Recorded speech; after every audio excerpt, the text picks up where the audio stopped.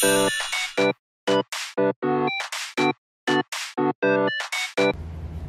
hope you don't mind that I'm wearing the hood because I'm having a bad hair day. I hope you don't also mind that I'm wearing the same hoodie sweater thingy. Hey, hi, hello, it's Kako. So welcome back to another video, to another episode, to another vlog, or should I say Q&A. A few days ago, I told you to send me some questions about YouTube stuff, and if you didn't know, then you're probably skipping my IG story or not following me on my Instagram account. So here are some of the questions that you've sent to me, and I will answer them right now. Okay, so for the first question, paano di matawa sa sarili habang nag-vid? Haha, well, my technique here is to not look at myself while I'm filming. I look directly on the camera, or should I say the lens, and not on the screen display. That's the technique. Travel vlog content, Rika. Well, I would love to have a travel vlog content, but the problem here is, yeah, and my parents are strict. They won't allow me to go anywhere. But let's hope that this 2019, I will have a travel vlog. Hi, I always watch your vlogs, so mahirap bang maging YouTuber? Well, for me, hindi ko paramdam yung hirap ng pagiging YouTuber. Ang mahirap pa lang is yung pag-isip or paggawa ng content, or ng concept na magiging content mo, ganun. Since marami na dyan na gumagawa ng mga kakaibang contents and everything, mga original. And ako, wala pa akong maisip na original. Puro mga common videos pa lang ginagawa ko. And let's hope na my creativity strikes and we'll see a different concept here. Next, sino po nag-inspire sa inyo para po mag-YT? Or para mag-YouTube? Or start ng channel thing? First is Janina Vela. She inspired me to go for it. She has this video about sa tips ng YouTube stuff, and ayun, doon ako na-push na gumawa ng sarili kong channel. And then second is Alicia Marie. She taught me to be creative with my editing, or at least be somehow a perfectionist when it comes to making content, or you know, shooting or filming videos. Next is Adeline Moore, and she taught me to be energetic, to give much energy as possible, something like that, and of course, be happy. And last is Hailey Pham. She taught me to be real, be who you are. Just, you know, if you want to say something, say it, and make sure you will think before you would say something, because you may not know that you're probably hurting someone, or there are people who will be like misunderstand you. Tips for being a YouTuber. Marami nang humingi sa akin ng tips for being like a YouTuber. First of all is to know your purpose. Bakit ka nag-YouTube?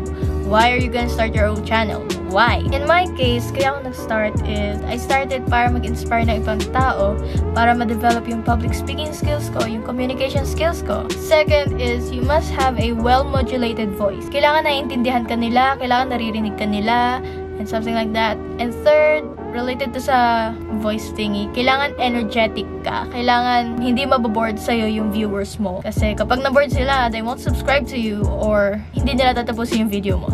Fourth one is, of course, kailangan may sense yung ina-upload mong videos. The fifth tip, lagyan mo ng puso at damdamin yung ginagawa mo. For me, kung talagang gusto mo yung ginagawa mo, and nilalagyan mo ng puso at ng damdamin, maganda yung magiging kalalabasan yan. Any inspiring words for us beginners? I actually experienced na i-mock sa school dahil sa YouTube stuff ko, and I won't mention any names since hindi ko naman sila kilala. Nasa kantin ako nun. I was minding my own business, nagre-review ako nun. This group of girls walked by, and nung nakita nila ako, they were like,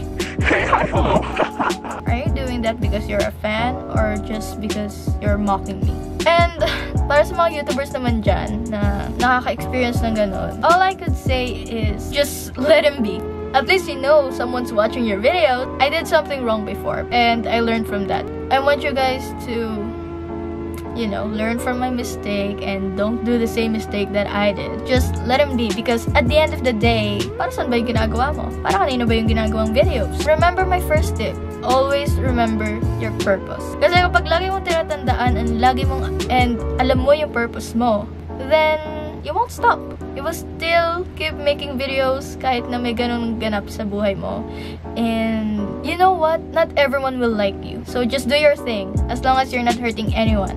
including yourself. May YouTube sweldo na ba yung ate? Yes, sumasweldo na ako sa YouTube. Pero as of now, di pa naman ganun kalaki yung sinasweldo ko. So, ayun. Paano pinagsasabay yung studies at pag-YouTube mo? You know, kapag may free time ako, I use that time para mag-film.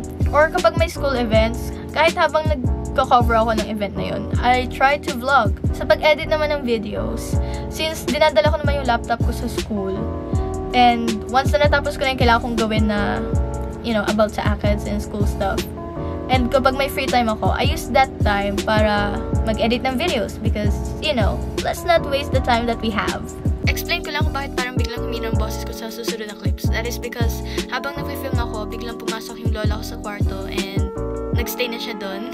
Nahiya ako bigla, so hininaan ko yung boses ko na slight. And please bear with me. Next is from Jamil. You better subscribe to his channel, by the way. Link down below. Okay, he said, should I upload na ba? Yes, I've been waiting for you to upload your vlogs. Here's the actual question. What made you strong this year? Well, a lot of things made me strong, such as those breakdowns that I've had, heartaches, those stressful moments in life, especially when it comes to ACADS. I think those are some things that made me stronger. Paano dumami subscribers and views? Well, siguro nag-start mag-grow yung channel ko or dumami yung subscribers ko doon sa back to school na series. It will come naturally naman na mag-grow yung channel mo. Kailangan talagang dedicated kasi ginagawa mo.